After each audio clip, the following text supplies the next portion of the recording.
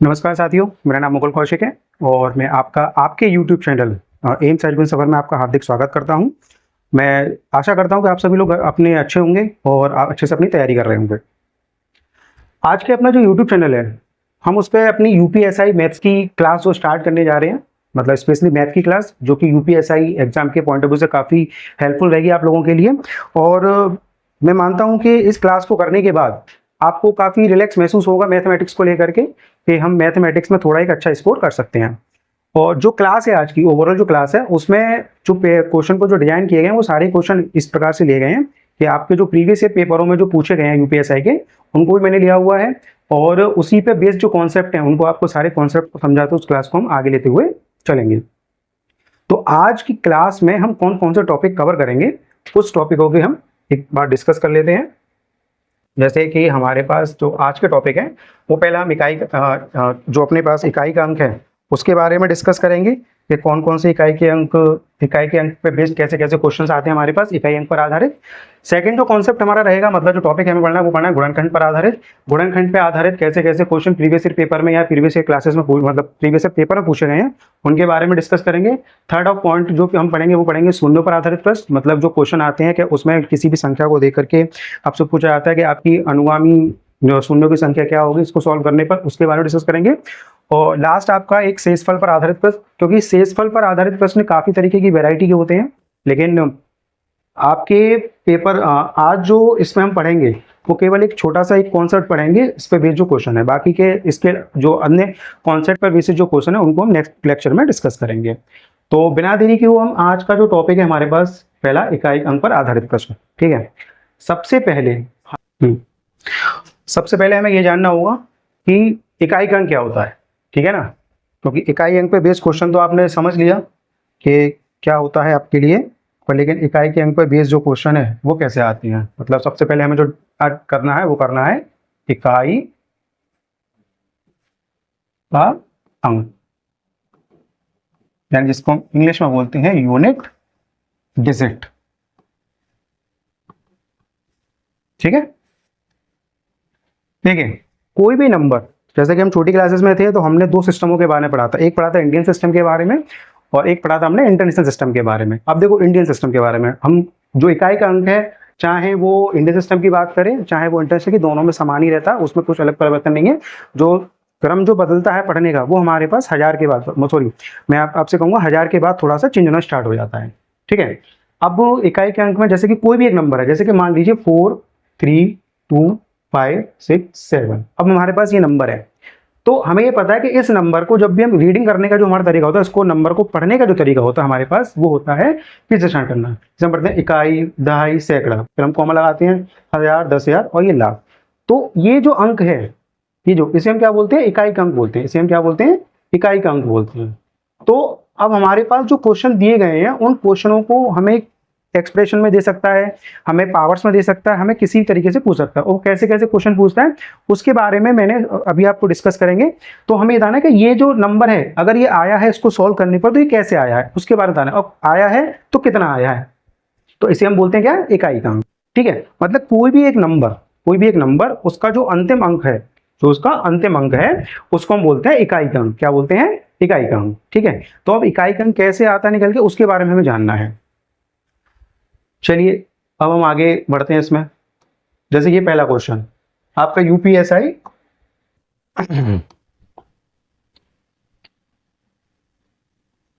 UPSI 24 नवंबर 2021 को आने वाले पेपर में आया हुआ क्वेश्चन है। अब कैसे है देखिए, 127 137 multiply by 143 multiply by 291 multiply by 342 multiply by 533 multiply by 342। अगर इस एक्सप्रेशन को हम सॉल्व करते हैं, मतलब इस मल्टीप्लिकेशन को करते हैं पूरा, तो हमें ये बताना है कि गुणनफल का इकाई स्थान पर अंक ज्ञात कीजिए। गुणनफल का इकाई स्थान ज्ञात कीजिए, मतलब इकाई स्थान का अंक ज्ञात कीजिए। आप ये कर लीजिए, ठीक है ना। मतलब 127 है मल्टीप्लाई बाय 137 है मल्टीप्लाई बाय 413 है मल्टीप्लाई बाय 291 है मल्टीप्लाई बाय 342 है मल्टीप्लाई बाय 533 है और मल्टीप्लाई बाय 342 के गुणनफल का इकाई स्थान या इकाई का अंक ज्ञात कीजिए, हमें ये बताना है। सबसे पहले ये ध्यान रखना, हमें इकाई का अंक बताना है तो हमें जो सॉल्यूशन करना है उसमें क्या देखना है कि हमें इन दोनों नंबरों से कोई मतलब नहीं, केवल हमारे पास 7 काम करेगा। यानी कि इस 7 का ये 3 ये 1, ये 2 और ये 3 और ये 2, हमें आपस में इनका मल्टीप्लाई करना है, ठीक है ना। जैसे कि मैं यहाँ पे लिख देता हूँ, जैसे कि मेरे पास जो आया है पहले 7 है, और 7 multiply by 7 multiply by 3 multiply by 1 multiply by 2 multiply by 3 और मल्टीप्लाई बाय 2, ठीक है।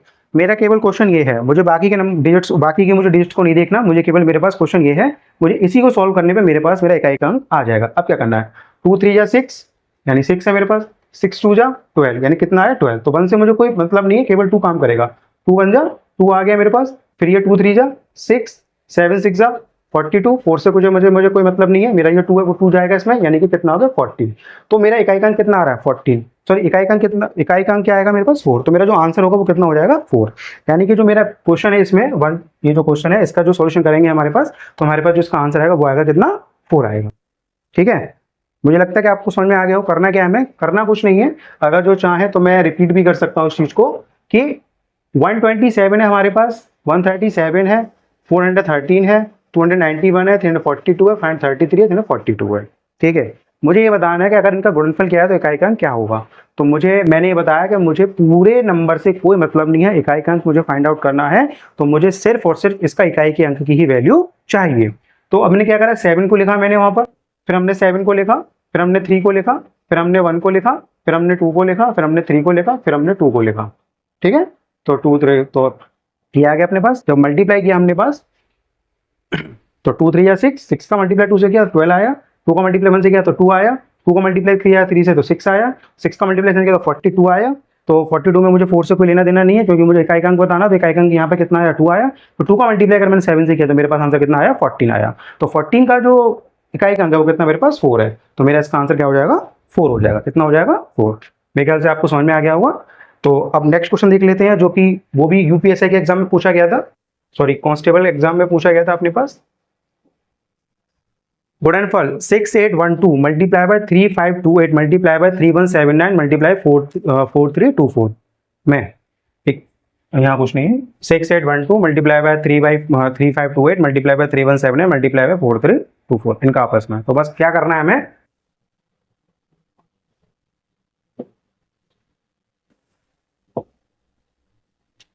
टू 8 9 और 4, तो 2 8 जा 16 आया, 6 का मल्टीप्लाई करके कितना गया 6 9 जा 54 हो गया, 5 से मतलब नहीं है, 4 4 जा कितना हो गया 16, तो आंसर मेरा 6। ये अभी आपके लास्ट ईयर जो एग्जाम हुआ था यूपी कांस्टेबल, उसमें ये क्वेश्चन पूछा गया था। तो आप समझ सकते हो कि ऐसा नहीं है कि जो हम कॉन्सेप्ट पढ़ रहे हैं उससे क्वेश्चन ना आए। अभी लेटेस्ट ही क्वेश्चन है आपके पास लास्ट ईयर, जिसकी अभी ट्रेनिंग पर जो स्टूडेंट है वो गए हुए हैं, और उसी पेपर में ये क्वेश्चन पूछा गया था, ठीक है। अच्छा अब आगे बढ़ते हैं। अब आपको यहाँ तक चीज़ें क्लियर हो गई होंगी दोनों क्वेश्चंस में। अगर कोई भी दिक्कत आती है तो आप इसको बैक मतलब अपनी वीडियो को पॉज कर बैक करने के बाद बैक पर जा करके देख सकते हैं। हम किसी भी नंबर को अगर राइट करते हैं, मतलब किसी भी नंबर को लिखते हैं, तो हमें ये पता है कि मेरे पास किसी भी संख्या का, जो कोई भी संख्या अगर मुझे बनानी हो तो उसके लिए जो मेरे पास अंक हैं, क्या है अंक हैं। अगर मैं अंक की बात करूं तो मेरे पास जो अंक हैं वो एक है 0, एक है 1, एक है 2 3 4 5 6 7 8 9, यानी कि मेरे पास सिर्फ और सिर्फ ये 10 अंक हैं। किसी भी संख्या को अगर मैं बनाता हूं तो मुझे इन्हीं 10 अंकों की सहायता लेनी होगी, ठीक है। और इन 10 अंकों की सहायता लेकर ही मैं उस कितनी भी बड़ी संख्या, कितनी भी बड़े अंक संख्या का एक नंबर बना सकता हूं, ठीक है। और मुझे ये भी पता है कि अगर कोई नंबर मैंने बनाया है, कोई भी नंबर अगर मैंने बनाया है, तो उस नंबर का अंतिम अंक भी इन्हीं 10 अंकों में से कोई ना कोई होगा, ठीक है ना। तो अब हम इन अंकों को देख करके, अब इन अंकों को हम 3 कैटेगरी में डिवाइड करेंगे, ठीक है। तो सबसे पहली जो कैटेगरी है उसमें क्या करना है मुझे, उसमें मुझे रखना है, पहली जो कैटेगरी को हम लेके चल रहे हैं उसमें हम रखेंगे 0, एक रखेंगे 1, एक रखेंगे हम इसमें क्या कहते हैं 5, और एक रखते हैं हम इसमें 6, ठीक है। सेकंड कैटेगरी को अब जो हम सॉल्व करेंगे तो उसमें हम रखेंगे 4 को और एक रखेंगे 9 को। फिर थर्ड कैटेगरी जो हमारे पास आती है उसमें हम रखेंगे कितना, उसमें रखेंगे हम अपने पास 2, उसमें रखेंगे हम 3, उसमें रखेंगे हम 7 और उसमें रखेंगे हम 8 को, ठीक है। अब हमने क्या किया कि जो हमारे पास 0 से लेकर के 9 यानी कि जो हमारे पास 10 अंक हैं, उन 10 अंकों को 3 कैटेगरी में हमने डिवाइड कर लिया। अब हमने ये डिवाइड क्यों किया इन कैटेगरी में? क्योंकि इन कैटेगरी की कुछ कंडीशंस हैं, इन कंडीशंस को अगर हम समझ लेंगे तो हमारा जो क्वेश्चन है वो हमारे लिए ईजी हो जाएगा।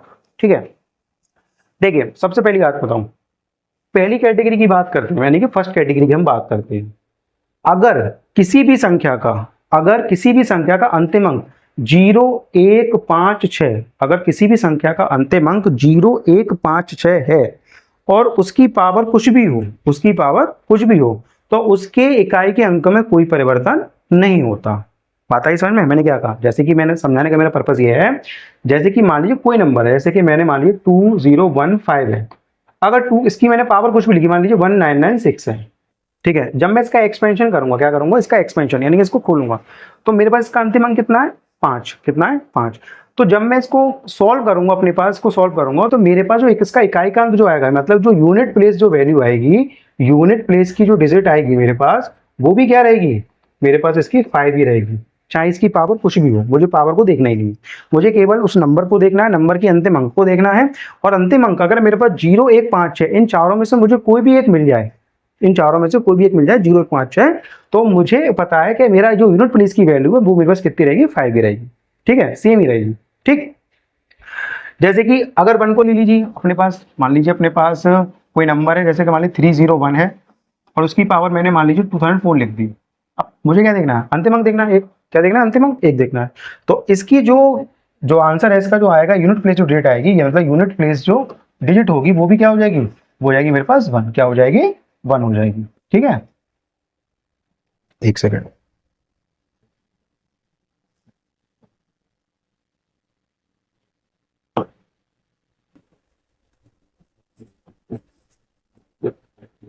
यूनिट प्लेस वैल्यू कितनी आएगी मेरे पास? 1 हो जाएगी इसके लिए।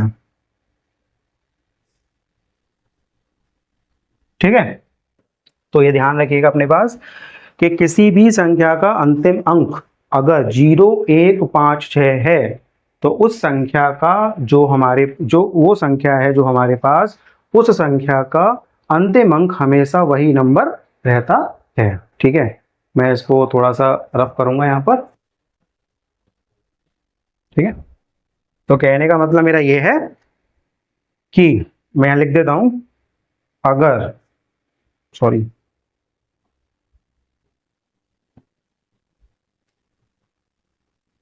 किसी संख्या का अंतिम अंक 0, 1, 5 और 6 इनमें से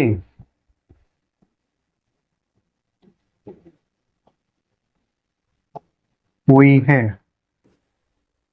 तो उसकी घात यानी कि जो उसकी पावर है,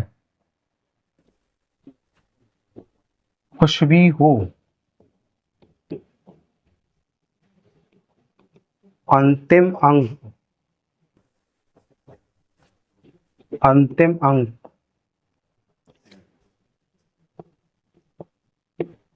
अंक संख्या का वही रहेगा जो संख्या का अंतिम अंक है।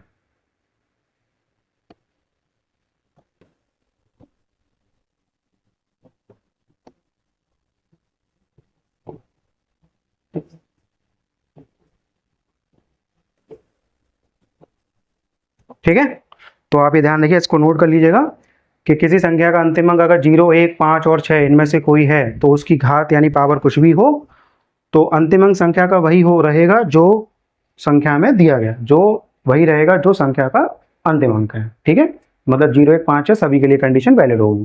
ठीक है, जैसे मान लीजिए एक एग्जाम्पल के तौर पर ले लेते हैं, जैसे मान लीजिए अपने पास 6 की पावर 1774 है, तो लास्ट में 6 है, मतलब संख्या 6 है मेरे पास, अंक जो मेरे पास 6 है। तो इसका जब सॉल्व करोगे आप, आगे क्या आ रहा है हमें नहीं पता, लेकिन अंतिम अंक उसका 6 ही रहेगा। कितना रहेगा अंतिम अंक? 6 ही रहेगा, उससे हमें कोई लेना देना नहीं है। ठीक है, तो आ गया होगा आपको समझ में इस स्लाइड का मतलब हमने क्या किया क्या नहीं किया। ठीक है, तो अब आगे बढ़ते हैं थोड़ा सा। अब कैटेगरी जो बात है, सेकंड कैटेगरी की बात कर लेते हैं हम लोग। सेकंड कैटेगरी में क्या है? ठीक है, सेकंड कैटेगरी की अगर बात करें तो हम यहाँ पे लेते हैं 4 को, इसको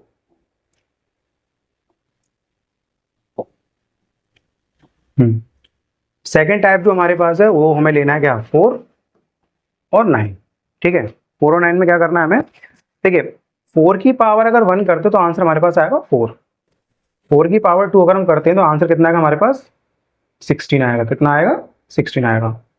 4 की पावर अगर 3 करते हैं तो हमारे पास आएगा 64, और 4 की पावर अगर हम 4 करते हैं तो आंसर कितना आएगा मेरे पास?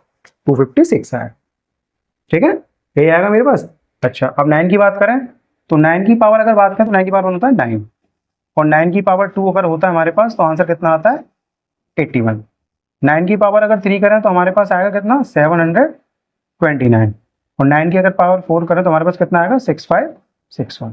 ठीक है, 9 की पावर 4 करेगा हम कितना आएगा? 6561। देख लें अगर।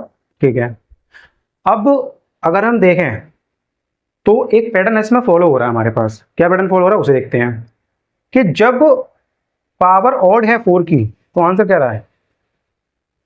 वही अंक आ रहा है जो 4 है अपने पास। ठीक है, और जब इसकी पावर को देखें, ये पावर जो इसकी सम है, तो लास्ट में कितना आ रहा है? 6 आ रहा है। क्या आ रहा है हमारे पास? 6 निकल के आ रहा है। 6 निकल के आ रहा है। सेम इसमें है आपके पास 9 की पावर जो 1 है उसमें अगर आप देखोगे जहां पावर उसकी विषम है मतलब जो ऑड है, तो वैल्यू क्या आ रही है? 9 आ रही है। आ रही है 9, यानी उसमें कोई परिवर्तन नहीं हो रहा। जैसे ही क्या हो पावर जो उसकी वो हुई अपने पास इवन होती है यानी कि सम होती है, तो वहां पे आंसर कितना आ रहा है? 1 आ रहा है। क्या आ रहा है? 1 आ रहा है। तो सेकंड टाइप कैटेगरी हमें जो याद रखना है वो ये याद रखना है 4 और 9 दोनों के लिए। दोनों की कंडीशन ये है कि अगर या तो देखो इनकी पावर सम होगी या पावर क्या होगी? विषम होगी। ठीक है, अच्छा ये ऐसा करते हैं, थोड़ा सा और एलेबोरेट करने के लिए लिख लेते हैं हम लोग। वैसे मैं इसको रफ में करना चाहूंगा थोड़ा सा।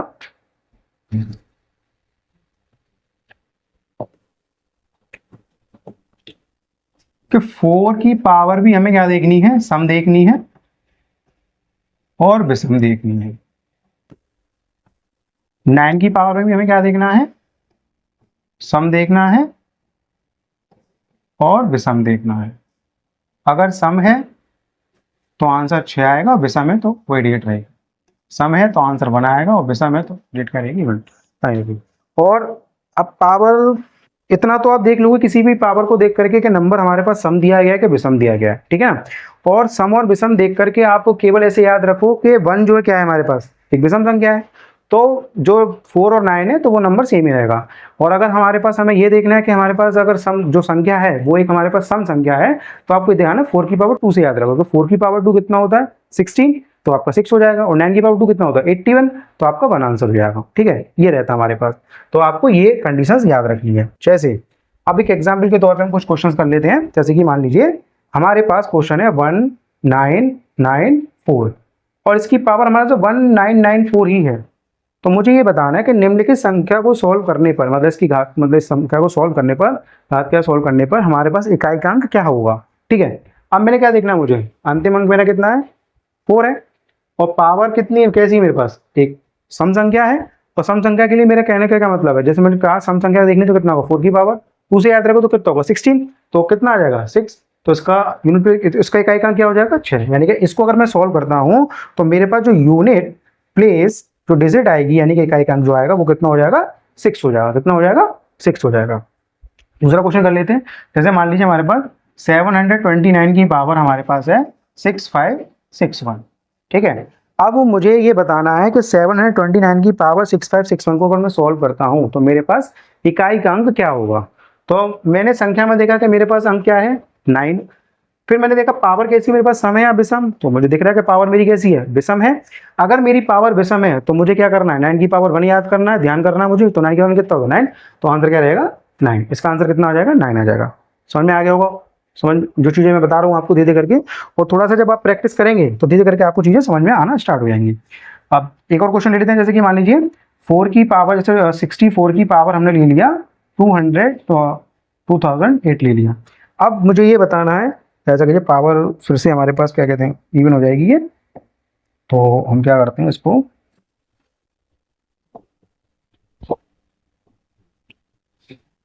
हो गया, तो हम ले लेते हैं यहाँ पे 7।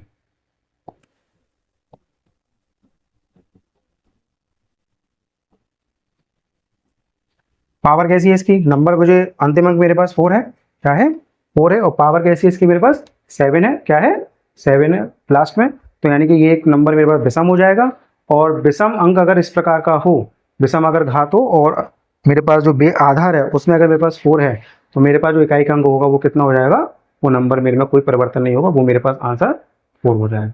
ठीक है, सेम कंडीशन में अगर मैं मान लीजिए कोई 9 के क्वेश्चन ले लेता हूँ, मान लीजिए मैंने ले लिया 89 और मैंने कर दिया 89 की पावर मैंने कर दिया 246, क्या कर दिया 246, और मैं आपसे पूछता हूँ कि बताइए मुझे इसमें 89 की पावर 246 में इकाई का अंक क्या होगा। तो आप जब इसे सॉल्व करेंगे तो बेस 9 पे है, पावर एक सम संख्या है, तो 9 का स्क्वायर याद रखना है मुझे, कितना होगा 81, तो आंसर इसका कितना आ जाएगा 1, यानी कि इसकी जो रिप्लेसेड है वो कितनी जाएगी 1 हो जाएगी। अब मुझे लगता है कि आपको ये दोनों कंडीशन समझ में आ गई होगी। मैंने आपको एक तो 0156 टाइप 1 बता दिया, मतलब उसको कैटेगरी बांट दिया 0156, अगर उस संख्या को अगर हम सॉल्व करते हैं, उन संख्या को अगर सॉल्व करते हैं तो उनका अंतिम अंक किस संख्या का अंतिम अंक 0156 है, तो उस संख्या को सॉल्व करने पर हमारे पास उसका इकाई का अंक सेम रहता, उसमें कोई परिवर्तन नहीं आता। ठीक है, सेकेंडली मेरे पास 4 और 9 की कैटेगरी है, तो मैंने 4 की कैटेगरी में देखा कि मेरे पास सम और विषम इसकी पावर याद रखनी है, जैसा कि मैंने यहाँ पर बताया आपको कि 4 की पावर अगर सम है विषम है, और सेम 9 में बताना है कि पावर सम है और विषम है। अगर 4 की पावर सम है तो आंसर 6 होगा, अगर विषम है तो आंसर कितना होगा 4 होगा। अगर 9 की पावर सम है तो आंसर कितना होगा 1 होगा, और 9 की पावर अगर विषम है तो मेरे पास आंसर कितना होगा 9 होगा। ठीक है, आपको ये समझ में आ गया होगा। ठीक है, अब वो जो थर्ड कैटेगरी है हमारे पास, उस थर्ड कैटेगरी की अगर हम चलते हैं। ठीक है,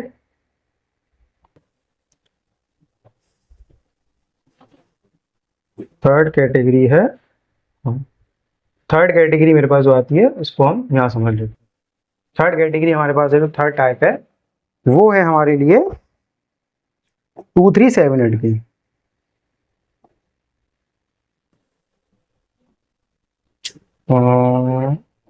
ब्लैक तो नहीं चलेगा, लेते हैं। ठीक है, जो थर्ड कैटेगरी है दिखाई नहीं दे रहा सही से, चलिए कलर चेंज करते हैं थोड़ा, इसको ले लेते हैं। जो थर्ड कैटेगरी है वो हमारे पास थी 2 की, 3 की, 7 की और 8 की। ठीक है, अब इसका पावर एक्सपेंशन मैंने लिखा हुआ है कुछ, जैसे कि 2 की पावर 1 कितना है 2 है, 2 की पावर 2 4 है, 2 की पावर 3 8, 2 की पावर 4 16, 2 की पावर 5 32, 2 की पावर 6 64, 2 की पावर 7 128, 2 की पावर 8 256। अब वो सेम कैटेगरी में 3 का लिखा हुआ है, ऐसे हमारे पास 7 का, ऐसे हमारे पास 8 का है। अब समझाना क्या है इसमें, समझते हैं। अगर हम इसको देखें तो 4 के बाद नंबर रिपीट होना शुरू हो रहा है, नंबर क्या हो रहे हैं रिपीट होना शुरू हो रहे हैं। सेम कैटेगरी यहाँ पर 3 9 7 1, सेम यहाँ पर हो जाएगा 7 9 3 1, सेम कैटेगरी यहाँ पर आ रही है। ठीक है, इसको हम जिसके नाम से जानते हैं साइक्लिसिटी, किसके नाम से साइक्लिसिटी यानी कि चक्कर जिसे बोलते हैं, कि हमारे पास जब पावर एक्सपेंशन कर रहे हैं 2378 का, तो हम ये देख रहे हैं कि पावर 4 के बाद पावर 4 हुई, उसके बाद क्या हो रहा है कि नंबर रिपीट होना शुरू हो रहे हैं, मतलब हर 4 के बाद। फिर जैसे 2 की पावर 8 हो गया, तो हम नहीं देखेंगे कि हर 4 मतलब 4 की कैटेगरी के बाद वो नंबर क्या हो रहा है, जो अंतिम अंक संख्या होगा वो रिपीट होना शुरू हो रहे हैं। इसीलिए 2378 का एक अलग से कॉन्सेप्ट बनता है हमारे पास। इसमें क्या करते हैं हम लोग कि जब भी अगर किसी संख्या का अंतिम अंक, जैसे कि हमने नंबर मान लीजिए लिखते हैं, हम 2 को लेकर कर लेते हैं, जैसे मान लीजिए 412 है और हमारे पास संख्या है इसकी 2894, कितना है 2894। अब हमारे पास ये देखिए कि अंतिम अंक क्या है 2 है, और ये इसकी पावर कितना है 2894। ठीक, तो जब भी अगर हम 2378 के लिए बात करते हैं, तो जब भी देखते हैं, तो अगर अंतिम अंक हमारे पास 2378 है, तो इसकी पावर में हम क्या करते हैं 4 का डिवाइड लगाते हैं, क्या करते हैं 4 का डिवाइड लगाते हैं। पावर में हमेशा 2378 केस में अगर इकाई का अंक ज्ञात करना हो 2378 की कंडीशन हो तो हमारे पास क्या करते हैं कि जो संख्या हमें गिवन दी गई है, जो नंबर हमें दिया गया है, उसकी पावर में क्या करते हैं 4 का डिवाइड लगाते हैं। और आगे आगे पढ़ेंगे विभाजकता का नियम, जब डिविजिबिलिटी रूल पढ़ेंगे हम, तो उसमें हम देखेंगे कि अगर किसी भी अंक को 4 से भाग दिया जाता है तो या तो पूरी संख्या में 4 से भाग लगाओ आप, या 4 से भाग लगाओ, डिवाइड लगाते हैं हम। और उसके अंतिम दो अंकों में, कितने में, अंतिम दो अंकों में। तो अंतिम दो अंकों पे भाग लगाने के बाद भी हमें वही शेषफल प्राप्त होता है, हमें अंतिम दो अंकों में भाग लगाने के बाद भी वही शेषफल प्राप्त होता है जो कि इस पूरी संख्या को भाग लगाने पे प्राप्त होगा। नहीं तो आप जहां बैठे हो वहां पे आप इस काम को करके देख सकते हैं कि जो सर ने बताया वो बात सही है या नहीं। ठीक है, हो गया अपने बात। तो अब जैसे कि 4 से 94 में हमने डिवाइड लगाया, ठीक है, 4 से जब हमने 94 में डिवाइड लगाया तो 4 टू मतलब जो कंडीशन बनेगी वही बनेगी 94/4 की, ये बनेगा हमारे पास। मतलब अगर आप चाहो तो ये अपने पास इसको कर सकते हो 2 की पावर 94/4, ऐसे भी कर सकते हो। तो हमें ये तो दिखाना है। अच्छा, 2 की पावर अगर 4 से अगर आप इसमें डिवाइड लगाओगे 94 में तो आपके पास रिमाइंडर 2 बच के आएगा। कितना बच के आएगा? 2 बच के आएगा, यानी कि ये हो जाएगा 2 की पावर 2। तो 2 की पावर 2 कितना होता है हमारे पास? 4 होता है। कितना होता है? 4। तो इसलिए हमारे पास जो इकाई का अंक है, यानी 412 को सॉल्व करने पर जो इकाई का अंक आएगा वो कितना आएगा? 4 आएगा निकल के। कितना आएगा हमारे पास? 4 आएगा। ठीक है, अब वो जैसे कि अगर हम चाहें तो इस चीज को थोड़ा सा और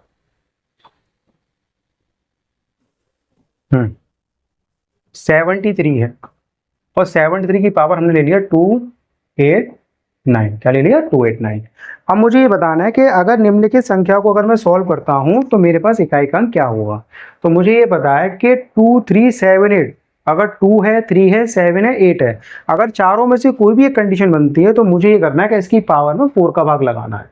और पावर 4 का भाग लगाने किसी मतलब पावर होगा नहीं, पावर है मुझे 4 का भाग लगाना है। ठीक है, और मुझे पूरी पावर में भाग लगाने से अच्छा है कि मैं केवल अंतिम दो अंकों में भाग लगा दूं। अंतिम दो अंक पर भी मुझे वही शेषफल प्राप्त होगा जो मुझे पूरी संख्या को भाग लगाने प्राप्त होगा। अगर आप देखोगे जब 4 से 10 डिवाइड दोगे तो आपके पास जो पावर बच के आएगी वो उसका शेषफल जो बचेगा वो क्या जाएगा? 1 हो जाएगा। कितना हो जाएगा? 1। तो 3 की पावर 1 कितना होता है? 3। तो इसका आंसर क्या हो जाएगा? संख्या का सॉल्व कर कितना आएगा? 3 आ जाएगा।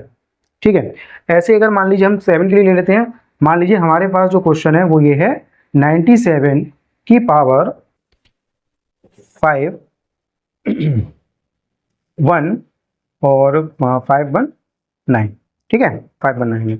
अब मुझे बताना है कि 97 की पावर 519 को अगर हम सॉल्व करते हैं तो हमारे पास इकाई का अंक क्या होगा। ठीक है, तो मुझे सबसे बढ़िया बात है, मुझे ये 4 का डिवाइड लगाना होगा। तो 4 से जब हम इसमें डिवाइड लगाएंगे, क्या लगाएंगे? 4 से जब हम इसमें डिवाइड लगाएंगे तो ये जो है कितना, 1 मिनट इसको मैं कर लेता हूँ।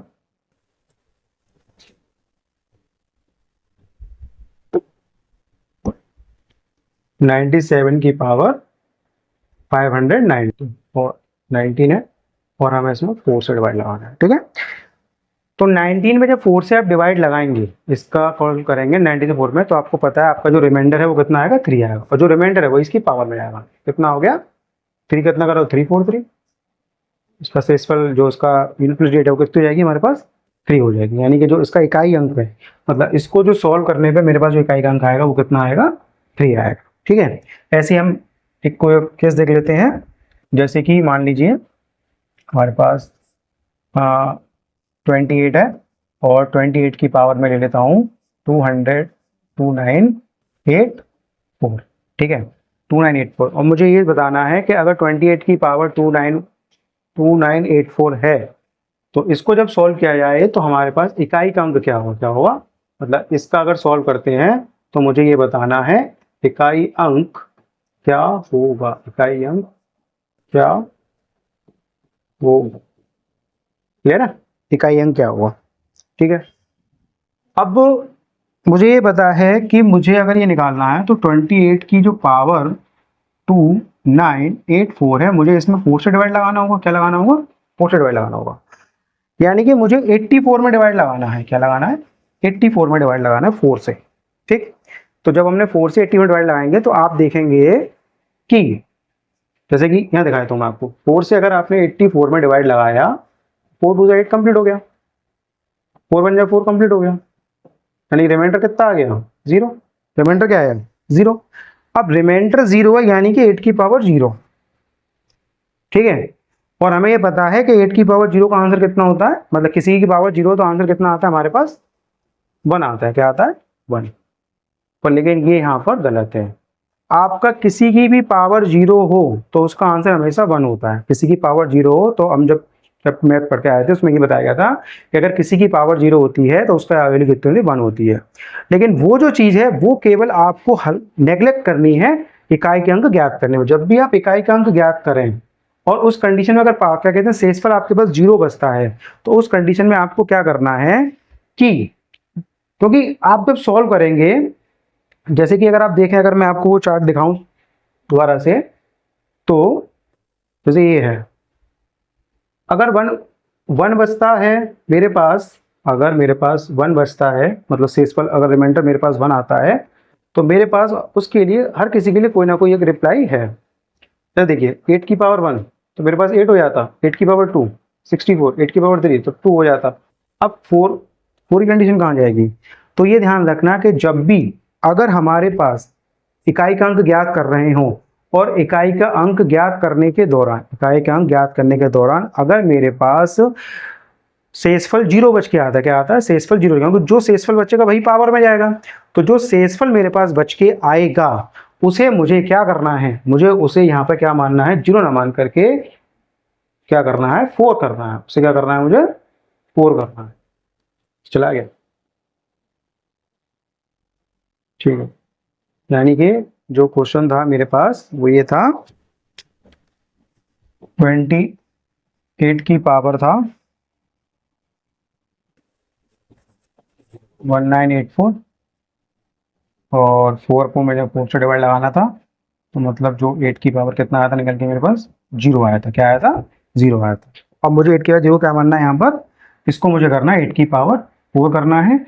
और 8 की पावर जो 4 है, 8 की पावर जो 4 है, तो मुझे 8 की पावर 4 की अगर हम बात करें तो शेषफल कितना आया, 0 आया हमारे पास, ठीक है। तो अगर किसी की भी पावर 0 होती है तो हमें ये पता है कि उसका हमें शेषफल, तो हम उसका रिमाइंडर क्या कर, किसी की पावर अगर 0 होती है तो वैल्यू हमारे पास क्या आती है, 1 आती है। क्या आती है, 1 आती है।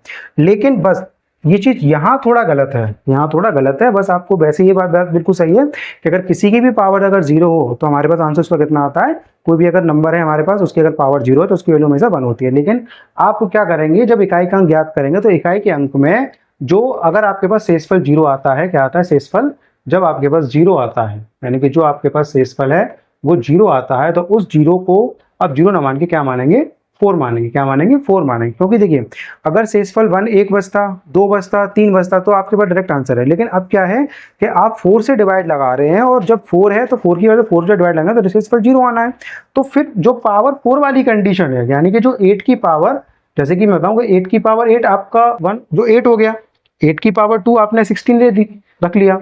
अब 8 की पावर 3 जो आपके पास है वो 520 जो हो गया, और आपके पास 8 की पावर जो 4 है वो कितना हमारे पास सॉरी, ये यहाँ पर मैं थोड़ा मिस्टेक हो गया मेरे से, ये जो थोड़ी गलती हो गई, ये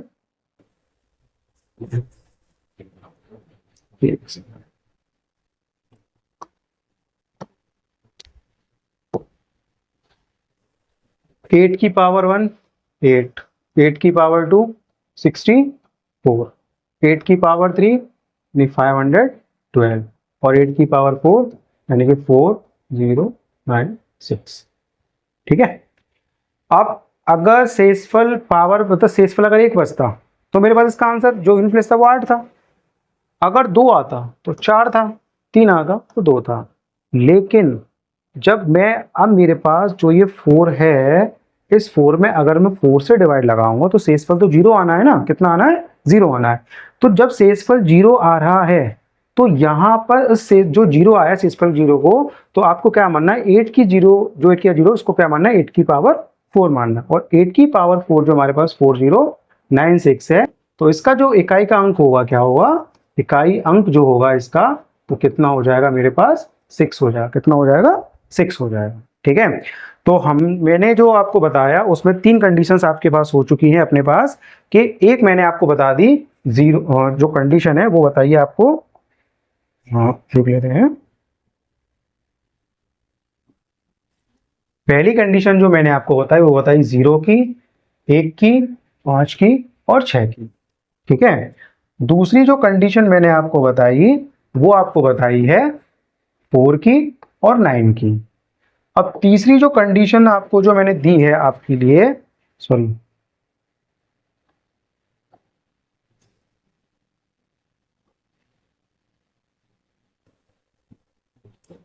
तीसरी जो कंडीशन जो आपको मैंने बताई थी वो बताई थी 2 की, 3 की, 7 की और 8 की, ठीक है। अगर किसी संख्या का अंतिम अंक 0, 1, 5, 6 है तो उसके इकाई अंक में कोई परिवर्तन नहीं होगा, उसकी पावर चाहे कुछ भी हो उसमें हम कोई परिवर्तन नहीं करेंगे।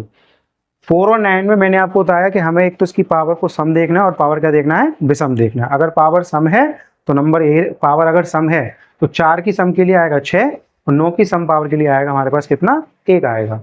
और अगर विषम है तो इनके अंकों में कोई परिवर्तन नहीं होगा, वो 4 और 9 ही रहेंगे। 2378 की पावर नंबर में हमें क्या देना, 2378 अगर है हमारे पास तो उसमें हमें उसकी पावर को क्या करना है, 4 से भाग लगाना है। पहले 4 से भाग लगाने के लिए अगर 1, 2, 3 अगर ये शेषफल बचते हैं तो उनकी पावर को वो मानना है। उसकी पावर को मानने के बाद जो हमारे पास अंतिम जो संख्या का सॉल्व करने पर जो अंतिम अंक आएगा वही हमारे पास एक उसका इकाई का अंक होगा। अगर शेषफल क्या आता है, 0 आता है, क्या आता है, अगर शेषफल 0 आता है इस कंडीशन में मेरे पास, तो उस 0 को हमें क्या मानना है, 4 मानना है। क्या मानना है, 4 मानना है, सिर्फ और सिर्फ इकाई का अंक ज्ञात करने के लिए 4 मानना है। और 2 की पावर 4, 3 की पावर 4 और अपने पास 4 की पावर 4 और 8, सॉरी 4 की पावर 4 नहीं आएगा, थोड़ा गलत हो गया, 1 मिनट, 1 मिनट, 7 की पावर 4 और 8 की पावर 4। तो 1, 2, 3 शेषफल बचने में तो कोई दिक्कत नहीं है, लेकिन जब भी 0 बचे तो आपको क्या 4 मानना है। तो इनके एक्सपेंशन के अंतिम अंक जो हैं, इन एक्सपेंशन के जो अंतिम अंक हैं वही हमारे पास क्या होंगे, इसके इकाई के अंक कहलाएंगे, ठीक है। अब बढ़ते हैं हम आगे क्वेश्चंस की तरफ कि क्वेश्चंस कैसे आते हैं हमारे पास। अब जैसे कि ये क्वेश्चन हमारे पास आया हुआ है, ठीक है, यूपीएसआई में पूछा गया अपने पास प्रश्न, क्या 1624 की पावर 24 के इकाई स्थान पर कौन सा अंक होगा, क्या देखना है। संख्या मेरे पास क्या है, अंतिम अंक क्या है इसका, 4। 4 की अगर संख्या हो, अगर 4 हो अंतिम अंक, तो मुझे क्या देखना होता है, उसकी पावर को, पावर क्या, सम या विषम, पावर कैसी है 24, 24 कैसे अंक का एक सम संख्या है, सम संख्या मतलब 4 की पावर अगर सम है तो मुझे क्या देखना है, 4 की पावर सम यानी कि 2 कितना होता है 16, तो अंतिम अंक कितना 6, तो आंसर मेरा कितना हो जाएगा 4, यानी कि मेरा जो आंसर निकल के आया कितना आ जाएगा 6 आ जाएगा, ठीक है। आगे बढ़े, आ गया वो समझ में, मतलब 4 है, 4 की पावर देखनी है मुझे। 4 की पावर के लिए मेरे पास 2 कंडीशन है, या तो पावर सम होगी, पावर कैसी होगी, विषम होगी। अगर पावर सम है तो मेरे पास आंसर 6 होगा, अगर पावर विषम है तो आंसर क्या रहेगा 4 रहेगा। तो इस कंडीशन में इसका आंसर कितना हो जाएगा, 4 हो जाएगा। कितना हो जाएगा स्टूडेंट्स, 4 हो जाएगा।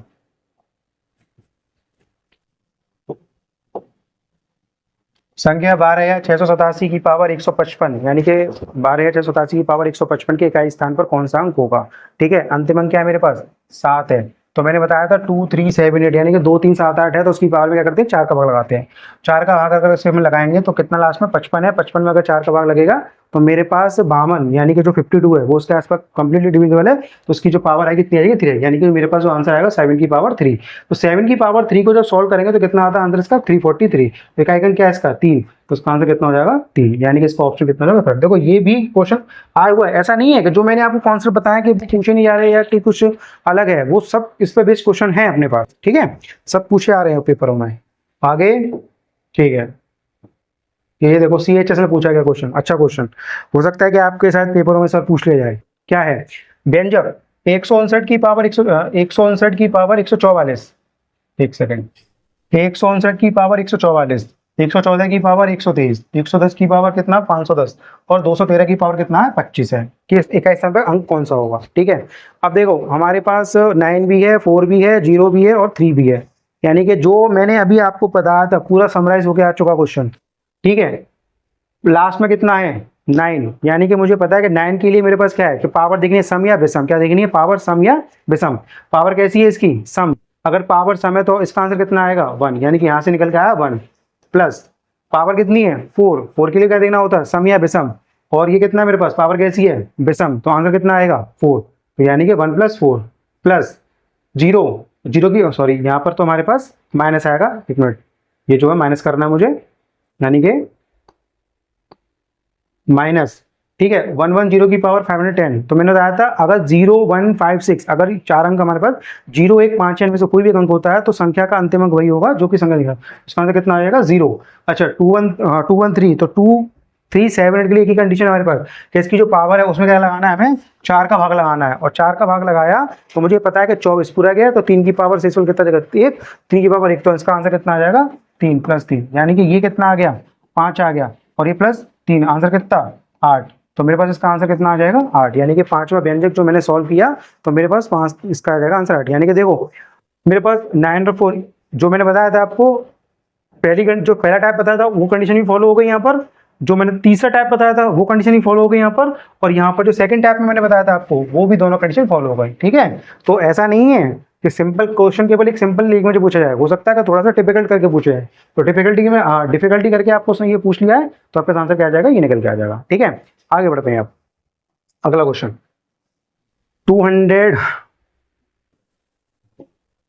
270 के ओवर 413 मल्टीप्लाई बाय 819 की power 547 multiply 414 multiply by 625 multiply by 324 की पावर 812। ठीक है, इकाई अंक क्या होगा, तो 7 4 का भाग 9 समया विषम 4 समया विषम 4 समया विषम। ठीक है, पहली कंडीशन देखो सीजीएल में पूछा हुआ क्वेश्चन है अपने पास, तो यहां से अगर करोगे तो 7 की पावर कितना 4 से 13 भाग लगाएंगे तो 12 कंप्लीट है, 7 की पावर 1 आएगा, तो यहाँ से हमारे पास आ जाएगा 7 मल्टीप्लाई बाय 9 है, 9 की पावर क्या देखनी है, सम या विषम, तो 547 कैसी है, एक विषम संख्या होने पर आंसर कितना रहेगा 9 ही रहेगा।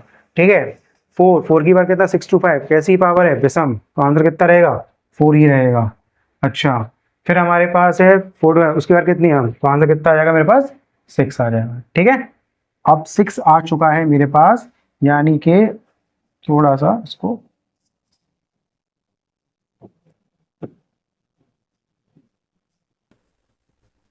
तो 7 9 जा 63, इससे मतलब नहीं है, 3 4 जा 12, इससे मतलब नहीं है, 2 6 जा 12, तो कितना आ गया 2, तो आंसर कितना हो जाएगा 2, यानी कि मेरे पास जो इसका आंसर निकल के आया वो कितना आ जाएगा 2 आ जाएगा। ठीक है, समझ में होंगे कंडीशन क्या है क्या नहीं। तो हमारे पास ये तो अपना क्लियर हुआ यहाँ तक। अब आगे बढ़ते हैं सेकंड टाइप, गुणनखंडों की संख्या ज्ञात कीजिए। अब गुणनखंडों को जानने के लिए थोड़ा सा पहले मैं एक बेसिक कंसेप्ट बता रहा हूँ, उस कंसेप्ट को थोड़ा सा आप देखेंगे। ठीक है, देखिए गुणनखंड, ठीक है, गुणनखंड का जो दूसरा नाम है उसे हम बोलते हैं भाजक। क्या बोलते हैं, भाजक, यानी कि इंग्लिश में हम बोलते हैं इसे फैक्टर्स, क्या बोलते हैं फैक्टर, और इसे बोलते हैं डिवाइजर यानी कि डिवीजर। ठीक है, ये है अपने पास।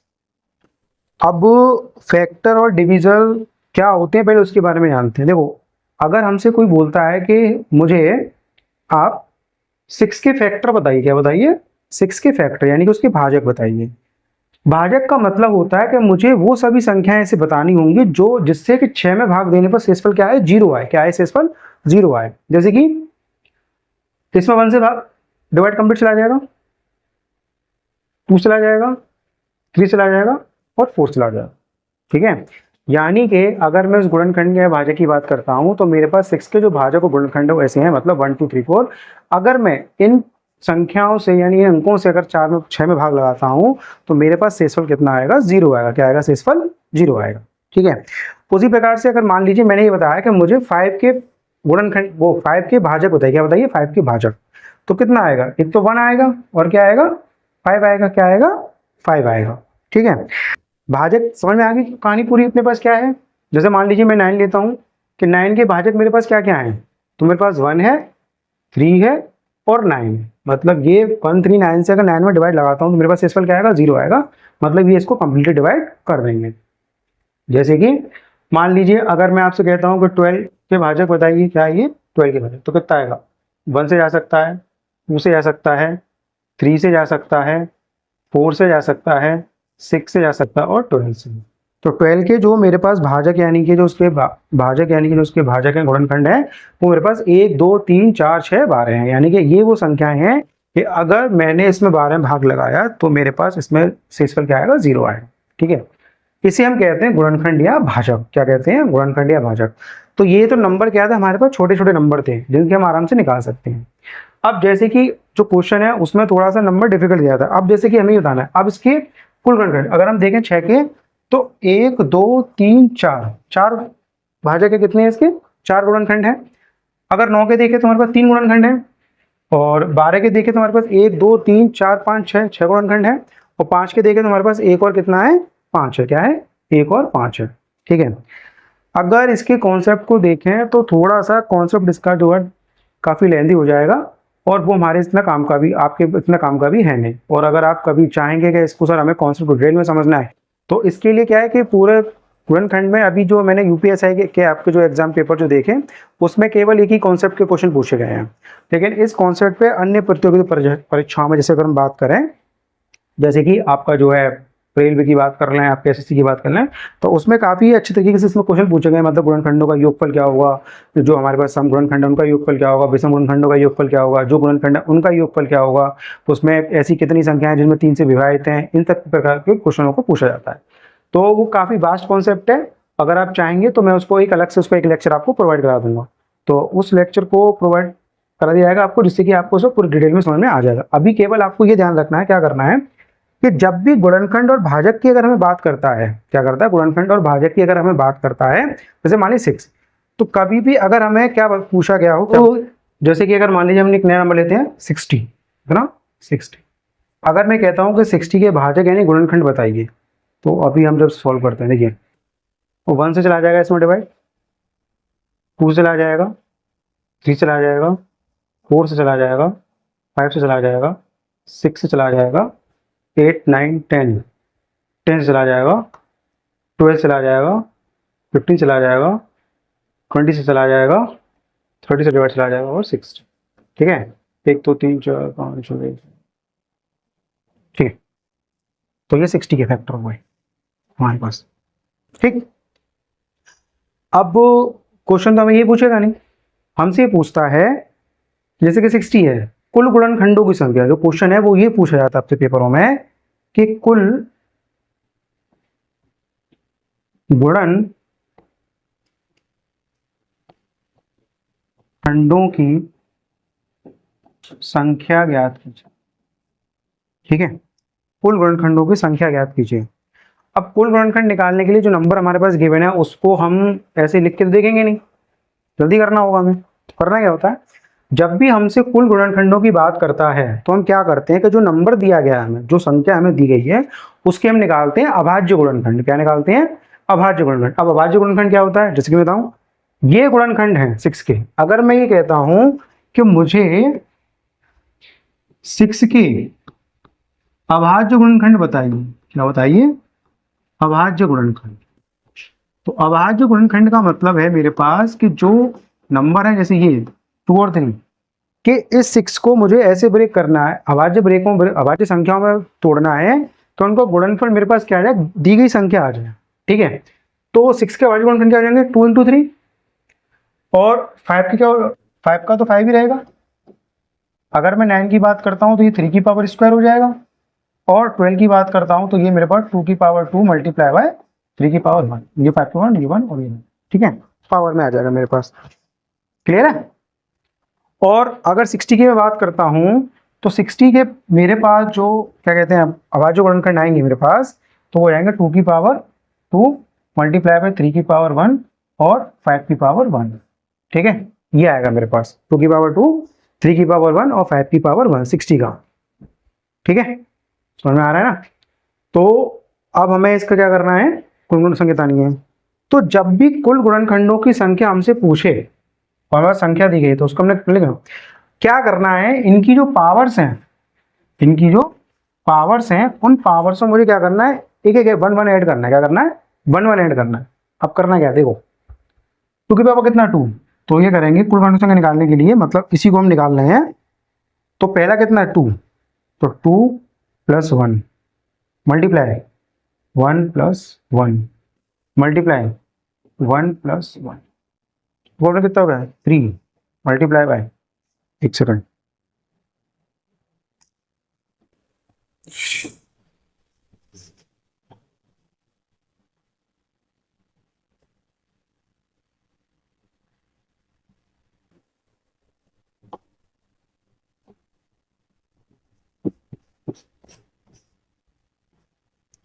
तो 3 मल्टीप्लाई बाय 2 मल्टीप्लाई बाय 2 कितना आ गया 12। तो 1 2 3 4 5 6 7 8 9 10 11 12।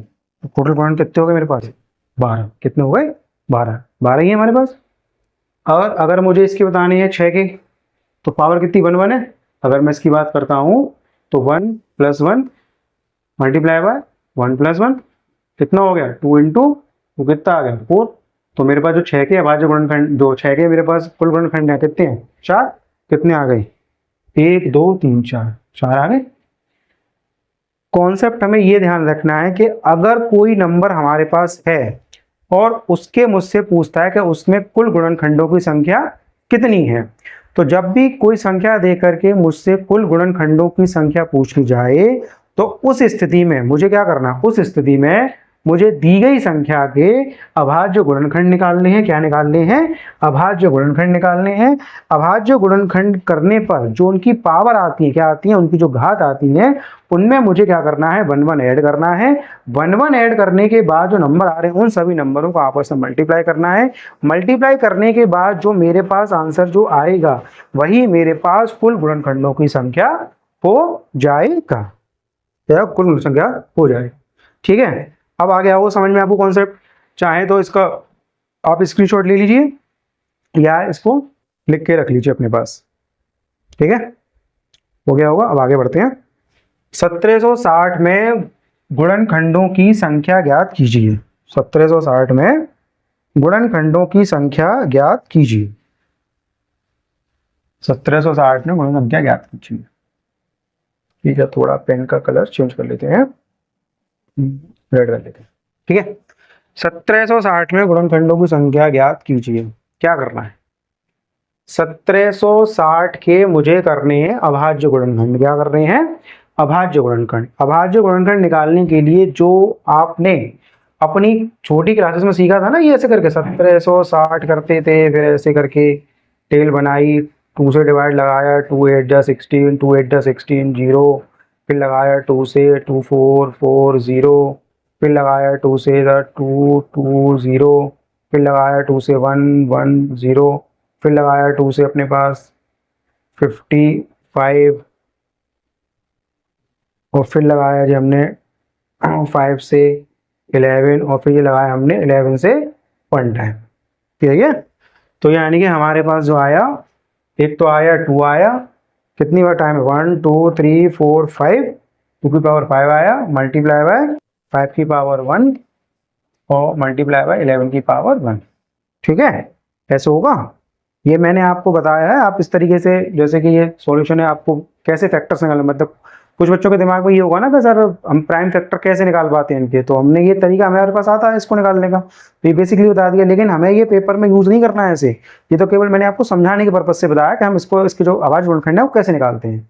ठीक है, अब ये आ गया हमारे पास। अब इसको हमें क्या करना है सॉल्व करना है। क्या करना है सॉल्व करना है। अब मुझे ये पता है कुल गुणनखंड बताने हैं, पावर में वही, थोड़ा कलर चेंज कर लें इसका पेन का।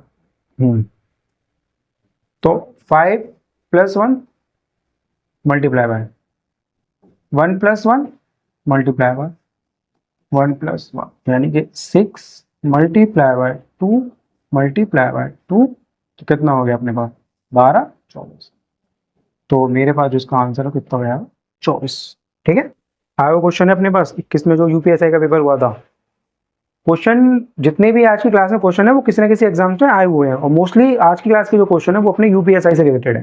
ठीक है, तो आंसर कितना हो गया 24 हो गया अपने पास। कितना आ गया 24। समझ में आ गया होगा। करना क्या है हमें कि जो संख्या है पहले उसके हमने अभाज्य गुणनखंड किए। क्या किए अभाज्य गुणनखंड किए। अभाज्य गुणनखंड करने पे जो उनकी पावर्स हैं उनकी पावर्स में हमने 1 1 ऐड किया, और 1 1 ऐड करने के बाद हमने आपस में अगर मल्टीप्लाई कर दिया तो जो मेरे पास आएगा वो उसका कितना हो जाएगा आंसर हो जाएगा। ठीक है, चलिए आगे बढ़ते हैं।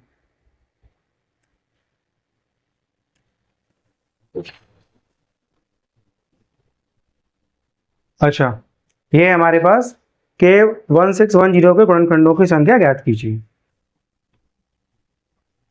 1610। अब हमें इसके गुणनखंड करने हैं, तो अपने पास तरीका वही है निकालने का, उसके आप कर सकते हो, लेकिन हमें डायरेक्टली करना है। करना क्या है डायरेक्टली करना है। अब ठीक है, देखिए जब भी ये 0 आ जाए तो मतलब ये जो चीज़ है मेरे पास 161 मल्टीप्लाई बाई 10 है, पर 10 मुझे पता है कि ये 2 इंटू 5 में जाएगा। कितना जाएगा? 2 इंटू 5 में जाएगा। ठीक है, अब ये 161 है। अगर डिविजिबिलिटी रूल अगर आपने पढ़ा थोड़ा बहुत, अगर आपको नॉलेज हो तो डिविजिबिलिटी रूल से बड़ी ईजी से निकल आता है। और अगर आपके पास नहीं है तो थोड़ा उसको ब्रेक करने का तरीका हमारे पास क्या है। अब 161 है, 161 को अगर हम देखें, क्या देखें, 161 को अगर देखें तो ये 7 से डिविजिबल है। 7 इंटू 23, क्योंकि 7 टू 14 हो जाएगा, 7 से 21। अब आप देखोगे इसके, तो हमारे पास इसके निकल के आया 2 की पावर 1, 5 की पावर 1, 7 की पावर 1 और 23 की पावर। ठीक है, डायरेक्टली निकाली हमने। आप अगर चाहो तो आप उसी तरीके से कर सकते हो 1610 कैसे करके। ठीक है, पर मैंने बताया आपको तो जल्दी कैसे करना है कि जब भी अगर 0 हो तो उसको ऐसे ब्रेक कर सकते हैं हम अपने पास।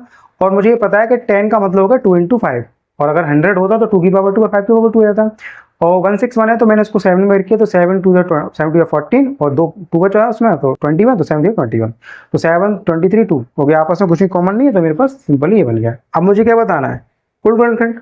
तो करना क्या होगा, बस 1 प्लस 1, मतलब ये अलग सेक्शन है, ठीक है ना, multiply by 1 plus 1 multiply by again 1 plus 1 और मल्टीप्लाई बाय 1 प्लस 1, तो ये 2 मल्टीप्लाई बाय 2 मल्टीप्लाई बाय 2 और मल्टीप्लाई बाय 2, मतलब कितना है 60।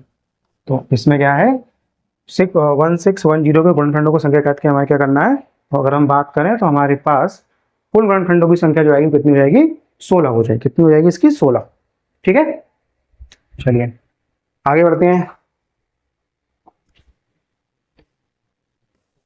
हाँ, 1540 में गुणनखंडों की संख्या। ठीक है सर, 1540 में गुणनखंड 540। तो अगर देखो तो ये मतलब 154 इंटू 10 है, इसको हम 2 इंटू 5 में ब्रेक कर सकते हैं। अच्छा 154, ये तो आपने आपसे कई बार किया होगा कि 7 इंटू 22 है, और 22 को अगर ब्रेक करें तो ये 2 इंटू 11 है। कितना है, 2 इंटू 11 है। ठीक है, तो मतलब 1 टाइम है तो 2 की पावर 2 हो गया, 5 की पावर 1 हो गया, और अगर 7 की पावर 1 है और 11 की पावर 1 है। ठीक है, तो 154 इंटू 10 करेंगे हम, तो 10 को हमने 2 इंटू 5 में ब्रेक कर लिया। 154 को हमारे पता है कि 7 टू 22 होता है, ये तो पढ़ते हुए आ रहे हैं काफ़ी हम छोटी क्लास से, जब मेंसुरेशन पढ़ाए तो जब पाई किलो लगाते हैं 2 पाई आर, मतलब पाई की मतलब कुछ फॉर्म लगाते हैं 2 पाई आर स्क्वायर में, तो पाई किलो 22/7, और अपने पास 22/7 और 7 से जब भी मल्टीप्लाई किया 22 को, तो अपने पास 154 आता है। 7 टू 22 हो गया, 2 को फिर अगर हम 2 इंटू 11 में ब्रेक कर लेते हैं तो हमारे पास ये आ गया, तो 2 की पावर 1 ये और 2 की पावर 1 ये, तो 2 की पावर 2 हो गया, और ये 5 की पावर 1 तो 5 की पावर 1 हो गया, 7 की पावर 1 तो 7 की पावर 1 हो गया, 11 की पावर 1 11 की पावर 1 हो गया। ठीक है, तो करने का तरीका वही हमारा, टेन चेंज कर लेते हैं थोड़ा सा। करने का तरीका वही, मतलब ये तो हमारे पास रफली वर्क हमने किया था इसको ब्रेक करने के लिए, तो बस 2 plus 1 multiply by 1 plus 1 multiply by 1 plus 1 और मल्टीप्लाई बाय 1 प्लस 1। ठीक है, तो 3 मल्टीप्लाई बाय 2 मल्टीप्लाई बाय 2 और मल्टीप्लाई बाय 3, यानी कि 8 3 इसको करेंगे सॉल्व तो 24 आएगा। हमारे पास थर्ड नंबर ऑप्शन में है 24। तो 159 वो 1540 में कुल गुणनखंडों की संख्या जो होगी व्यक्त जाएगी 24 हो जाएगी। आगे वो समझ में सभी को, ठीक है। ये इसके फैक्टर निकालने का मतलब, जो प्राइम फैक्टर निकालने का तरीका है वो कोई भी कर सकते हो आप, वो आपका अपना होगा, उसमें कोई दिक्कत नहीं है। ये तो बस मैंने क्या है कि थोड़ा सा इजी वे में, थोड़ा सा मतलब फास्टली कैसे करते हैं उसको हमने ब्रेक करना बताया। और जिनको थोड़ा सा भी डाउट आ रहा हो तो ऐसा कोई दिक्कत नहीं है इसमें। ये चीज़ें क्या है कि मैथमेटिक्स क्या है कि प्रैक्टिस मांगती है, और डिजिट्स के साथ जितना आप जो रूबरू होंगे, मतलब जितने ज़्यादा क्वेश्चन आप सॉल्व करेंगे, जितनी ज़्यादा प्रैक्टिस करेंगे मोर ऑन क्वेश्चन की, तो उनसे ये चीज़ें क्या है थोड़ी सी सॉल्व होना स्टार्ट हो जाती हैं। ठीक है, चलिए आगे बढ़ते हैं अगले क्वेश्चन पर। हाँ, 1 मिनट गड़बड़ हो गई।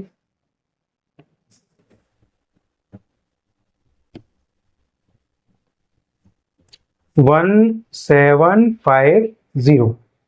अब देखो ये तो काफी अच्छा पहला नंबर दिखाई दे रहा होगा, यानी कि 175 मल्टीप्लाई बाय 0 है, 10 है, तो हमने इसको कर दिया 2 इंटू 5 में जाएगा। अच्छा ये 175 अगर आप देखोगे तो ये 25 × 7, ठीक है। 170 और 25 का टेबल पता हो तो 25 7 का कितना होता है, 175 होता है, ठीक है। अब 25 को अगर देखोगे तो ये भी हमारे पास क्या है, 5 की पावर क्या है, 5 × 5 में जाएगा, ठीक है। अब देखते चलना, 2 यहाँ पर है, यहाँ कोई है नहीं तो 2 की पावर 1 हो गया, 1 2 दिन, 5 की पावर कितना हो गया, 3 हो गया, 7 की पावर कितना हो गया, 1 हो गया, ठीक है। जब हमने इसको सोल्व किया 1750 को, तो मेरे पास जो निकल के आया वो आया है 2 की पावर 1, 5 की पावर 3 और 7 की पावर 1, ठीक है। इसको हमने जब सॉल्व किया ऐसे करके, और अगर आपने वैसे सॉल्व किया है 175 इस तरीके से लेकर के, तो भी आपके पास यही आएगा, कुछ परिवर्तन नहीं आएगा, वो अपना अपना करने का तरीका है, उस तरीके से आप कैसे भी कर सकते हो, ठीक है। चलिए, ना आपका गलत है ना मेरा गलत है, बस करने का तरीका अलग है। ये लीजिए साहब, ये हमने अलग कर दिया। अब क्या करना है भाई, पावर में 1 + 1 मल्टीप्लाई बाय 3 + 1 मल्टीप्लाई बाय 1 + 1, 2 + 4 + 2 कितना आ गया आपके पास, 16, कितना आ गया 16, यानी ऑप्शन नंबर 2, ठीक है। आ गया वो समझ में, कैसे क्या करना है, क्या करना है, कैसे करना है, क्यों करना है, कब करना है, ठीक है। तो अब आगे बढ़ते हैं अगले क्वेश्चन पर। ये अच्छा क्वेश्चन है, देखो ये बढ़िया क्वेश्चन, यूपीएसआई आया हुआ क्वेश्चन, इसके फैक्टर ये तो दिखते ही इसके जो सॉल्यूशन है वो होगा, यानी 529 1000 है, ठीक है। तो मतलब ये 529 मल्टीप्लाई बाय कितना है, 1000 है, यानी इसको अगर जब ब्रेक करोगे तो ये 2 की पावर 3 जाएगा और 5 की पावर 3 जाएगा, ठीक है। इतनी फास्ट कैसे कर दिया, क्योंकि जब भी हम पढ़ेंगे इससे जो अगला कॉन्सेप्ट है अनुगामी शून्यों की संख्या, तो उसमें हम यही बताया जाएगा कि जब हम क्या कहते हैं 10 को फाइंड आउट करते हैं, तो एक 10 फाइंड आउट 0 लेने के लिए हमारे पास 2 × 5 होता है, यानी कि 5 का, अगर 100 है तो 2 की पावर 2 होता है और 5 की पावर 2 होता है, अगर 1000 है तो कितना होता है, 2 की पावर 3 होता है और 5 की पावर 3 होता है, मतलब जितनी जीरो तो 2 और 5 के बेस में जाएगा, जितनी जीरो है 2 और 5 के बेस में जाएगा, और जितनी जीरो है वो उनकी पावर में रहता है, इस तरह का पावर से, ठीक है। तो ये करने का अपने पास तरीका है। 529 को देखोगे, अगर आपने याद किया हो तो ये हमारे पास 23 मल्टीप्लाई बाय 23, यानी कि 23 का स्क्वायर है। अगर 529 को देखें, आपने स्क्वायर अगर लर्न किए हो 1 से लेकर 30 तक, तो उसमें आपको पता है कि 23 का जो स्क्वायर है वो कितना होता है, 529 होता है, ठीक है। अब करिए इसे, 2 की पावर 3, 5 की पावर 3 और 23 की पावर 2, क्लियर है। 2 की पावर 3, 5 की पावर 3, 23 की पावर 2।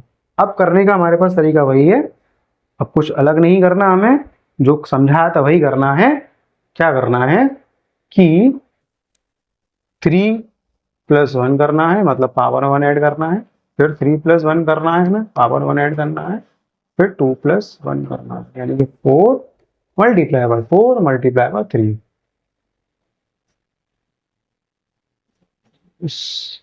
क्या हो रहा है कुछ, 2 की पावर 3, 5 की पावर 3, 4 4 48, क्या वो ऑप्शन गड़बड़ हो गया इसके,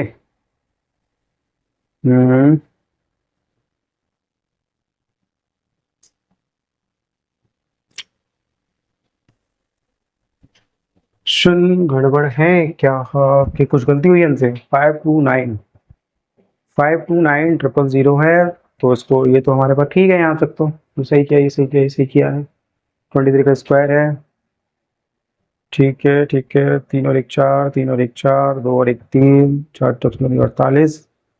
मे भी क्वेश्चन में शायद ऑप्शन कुछ गड़बड़ है इधर, तो इसका जो आंसर है वो 48 होगा। मैं ऑप्शन करेक्ट करा दूंगा, अगर कुछ भी होगा इसमें तो इसका जो आंसर आएगा उतना आ जाएगा 48, मतलब इसमें 529 में गुणनखंडों की संख्या कितनी होगी, 48 होगी, ठीक है। तो आज की क्लास में हम इतना ही रखते हैं। मेरे ख्याल से आपको, उम्मीद करता हूँ कि आज की क्लास आपको समझ में आई होगी।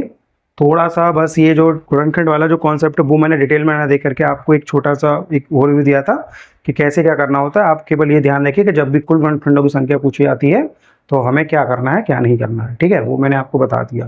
बाकी का अगर आपकी डिमांड रहेगी तो मैं इसके ऊपर एक अलग से लेक्चर प्रिपेयर कर दूंगा आपके लिए, जैसे कि आप पूरा इसको अच्छे से डिटेल में समझ सकें, ठीक है। आप अपनी तैयारी करते रहिए, और अगर आपको ये क्लास पसंद आए तो इसको अपने दोस्तों के साथ जो भी तैयारी कर रहे हैं उनके साथ शेयर कीजिए, और अपने शेयर कीजिए उसके लिए, और चैनल को सब्सक्राइब कीजिए हमारे चैनल को, और जितना ज़्यादा उतना हो सके उतना इसे लाइक कीजिए।